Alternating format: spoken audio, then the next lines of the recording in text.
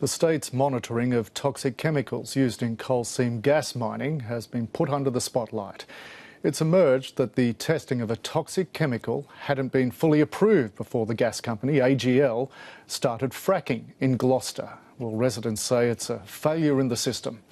Jackson Vernon reports from the mid-north coast. Mines like this have been the focus of protests across the state, with residents worried about the impact of coal seam gas on the environment. Their fears are over what the water and chemicals from fracking could do to areas like the Hunter Valley. Companies like AGL are required to monitor the chemicals they use.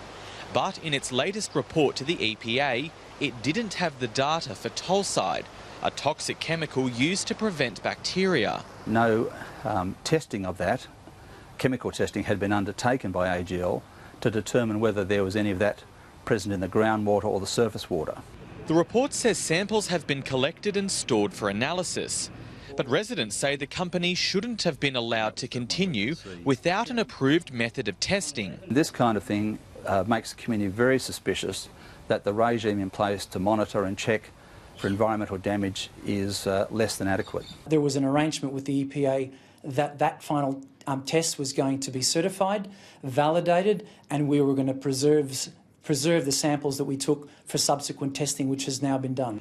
AGL says the results for tolside came in today. There has been no detection of that substance in the groundwater locations. These are elements that can't be monitored for in real time. The sampling needs to be undertaken. The samples then need to be gathered. They need to be taken for analysis, and the analysis does take some time.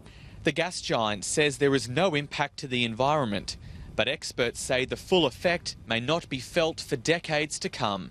Jackson Vernon, ABC News, Gloucester.